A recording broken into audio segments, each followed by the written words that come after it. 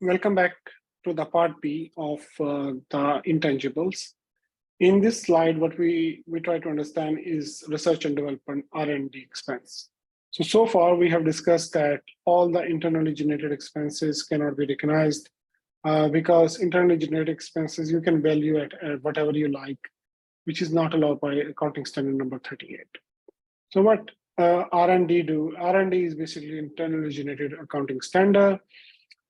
This will, you do any research and you apply that research into a practical prototype, role model, or something that will have a value of an intangible, that will be your patent, that will be under you, and it will give a benefit to the company. So this kind of like fulfill all the definition for the intangible. So R&D may be count for the large proportion of the expenditure for the entity. So it might cost you more. Accounting problem is that will the research expenditure generate future economic benefit or not? So for example, you do a very nice research, you gather a very good knowledge, you apply that knowledge into application as a development. So the question arises whether that development or whatever the developed product you have gain you anything or not, whether there is an advantage of it or not, whether it will generate it or not. Maybe you can sell it because the way you generated it. So whether there will be a selling market for it. Again, the concept of active market will come up here. So you need to consider that for the research, what is a research? Research is basically a knowledge. Whereas a development is basically the application of that knowledge into a prototype or something like mechanics, which you generate. So this is the definition basically given by the IAS 38. Some of the example of our development given here, ABCD, some construction, design, prototype, some dies, model, jigs. So these are all the examples of development, which if the student wonder what development means, research everyone know because that's a research of a knowledge. It can be hiring a simple research assistant is research. So then we have a research expenditure to be expense as incurred. Research expenditure can be expensed out if no tangible asset arising from that research. So for example, you do a research and after doing a research and you say, hey, this is not working. We cannot go further to the development phase. So there cannot be any intangible. So since there cannot be intangible, so they cannot be in research expenditure. So it also needs to justify the requirement by the accounting standard that the phase of internal project or entity cannot demonstrate the intangible asset exists.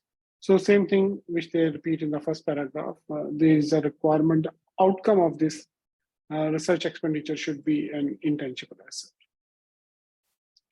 Then the development expenditure is the application of the research, whatever we have done. So in the development expenditure, entity can show only the following. Number one is the feasibility of the project. So at the start, you do the feasibility, you try to intend to complete it. Then you have a selling of this intangible. Then you can use this asset. How the intangible will generate money for the company. Maybe you want to sell it in the future. There's an availability of adequate technical and financial expertise. There's ability to measure reliability. So the reliability is the most important issue in this case. The cost can be measured easily or reliably. Then R&D expense is basically a requirement to write off all the research expenditure as incurred, number one. Number two, will result in much research activity that is effect does lead to a substantial economic benefit. So there is economic benefit available from it. There is a requirement to write off as a profit loss as a research expenditure.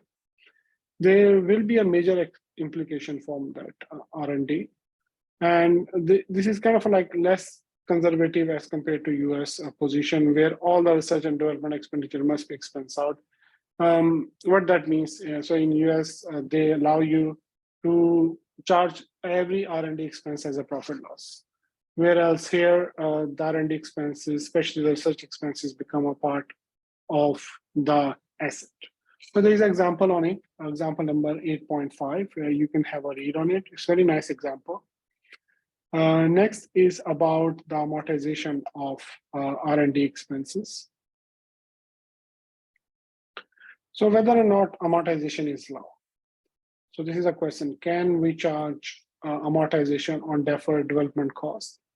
So International Accounting Standard number 38 provide a number of requirements for the amortization for the intangible, especially when we are talking about research and development, which also apply to the development expenditure that has been capitalized and deferred for the future periods. So once you capitalize an expense and you make it a part of the asset, that needs to be amortization. Amortization can only be based on, first, there is output levels. Means, for example, the prototype you have made, it has a different units every year. It will produce like 100,000, 200,000, 300,000. And then on that basis, you will apply the amortization. On the expiry of a time, maybe the prototype you made has a useful life of 10 years. So based on that, amortization can be applied to the intangible, especially research and development expenditure. There is a two example, 8.6 and 7 available for the further elaboration. Now our last concept, that is about the goodwill. So what is the goodwill? Goodwill basically arises if you acquire any company. So for example, I acquire any company and based on the business component, that company acquire controlling interest, its market value is far more than what I have paid for it. And whatever I have paid for it is considered as the cost as compared to the market value, which is a fair market value.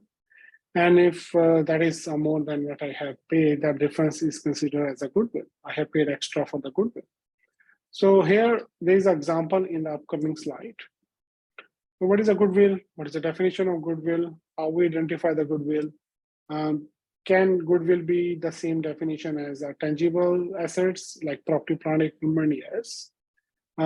Is it relevant for the business combination, which we define the conglomerate when the different companies merging together? Could we build up a number of periods or should we obtain at once? So these are the few questions which this standard discuss.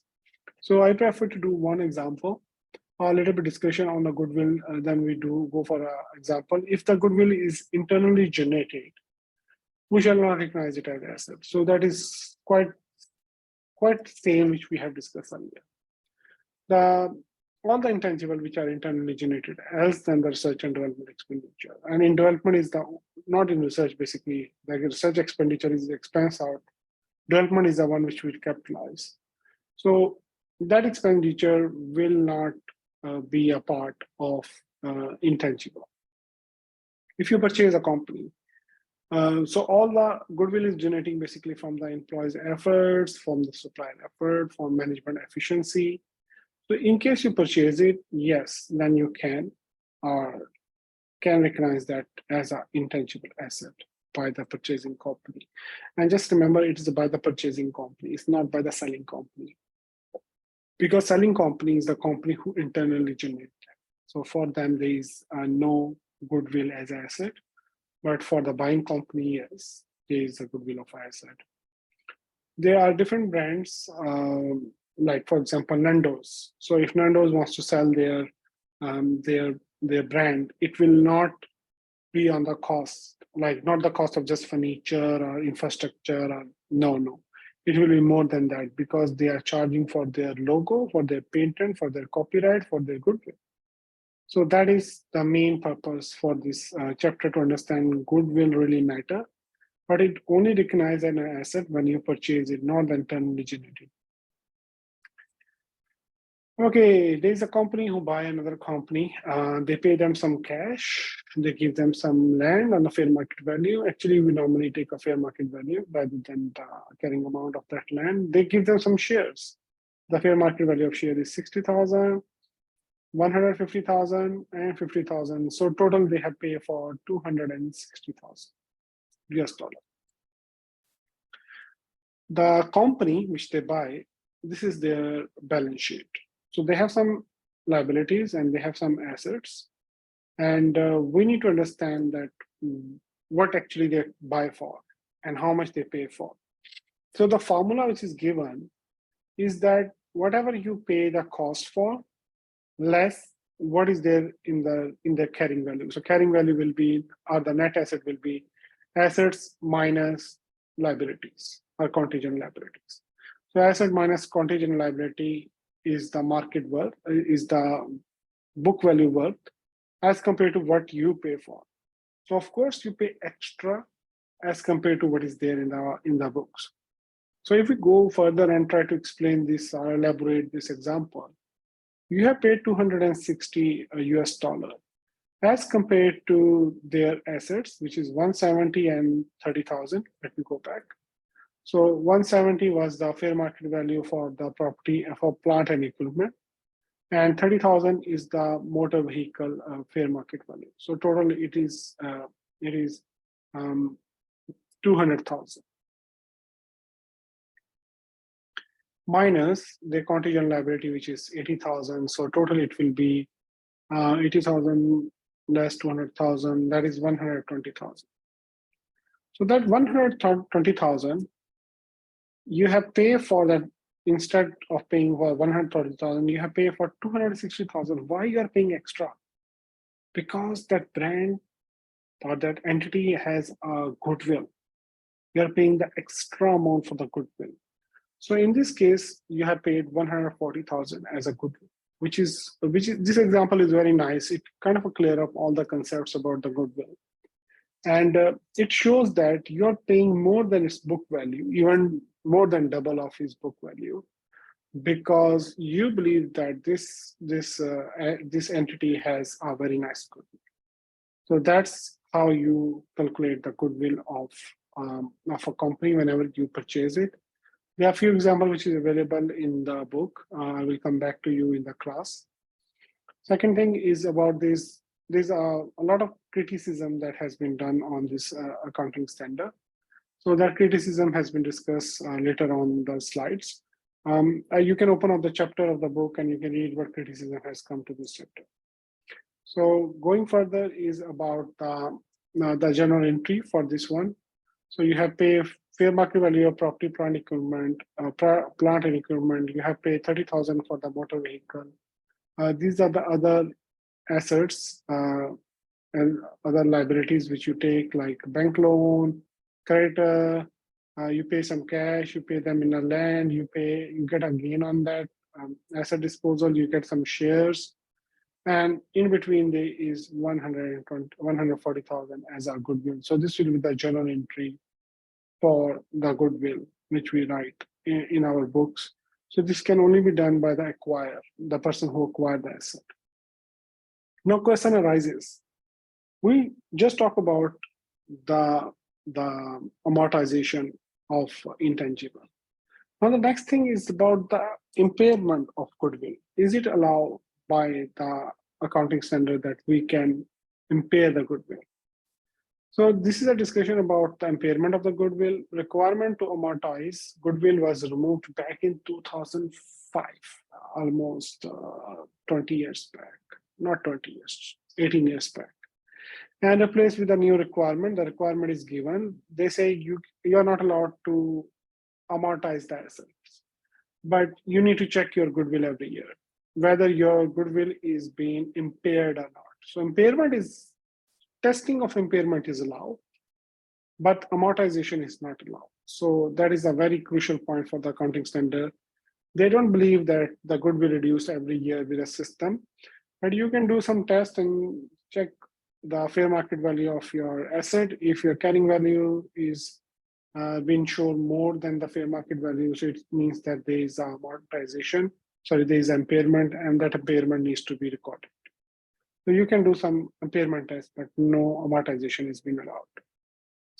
So in case if there is impairment happen, the journal entry will be impairment, loss of goodwill to the impairment, accumulative impairment, and that will be continue every year and showing on your books of account. Furthermore is how we allocate the goodwill. So for example, we buy a company, and that company we buy, and it has a goodwill of 120,000. And we believe that it has three different generating units, number 1, number 2, and number 3, which is producing the income. That's why its goodwill very high. So the question arises then, how you're going to allocate this goodwill among these 3 units.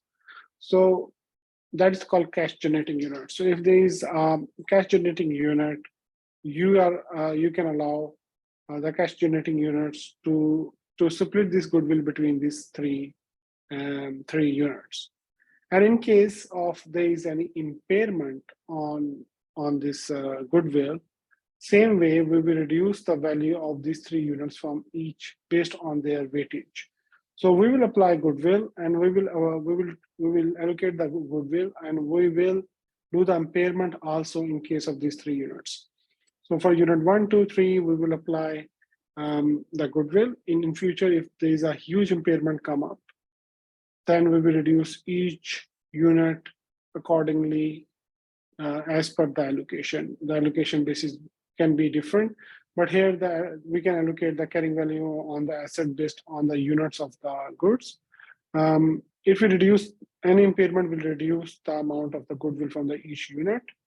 The other asset of the unit will be on pro rata, which will be based on the carrying value of the asset in the each unit. So first we recognize the goodwill in each of the carrying unit, cash generating units, and then in case of impairment, we will implement the impairment on each cash generating unit based on the carrying value of each asset, which we allocated earlier.